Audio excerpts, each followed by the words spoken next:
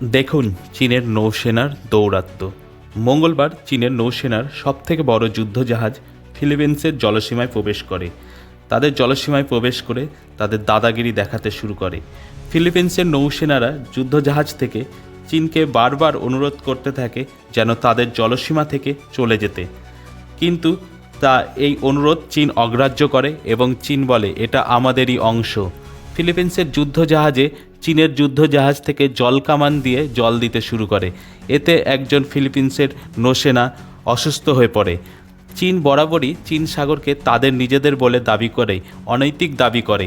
চীন সাগরের আশেপাশের দেশগুলিতে দাদাগিরি দেখায়, ছোট দেশগুলিকে নিজেদের দখলে নেওয়ার চেষ্টা করে। বিদেশ ডেস্ক, কলকাতা। এ বিষয়ে আরও জানতে কলকাতা সমাচার চ্যানেলটি লাইক করুন, সাবস্ক্রাইব করুন ও বেল আইকনটি প্রেস করুন। ধন্যবাদ।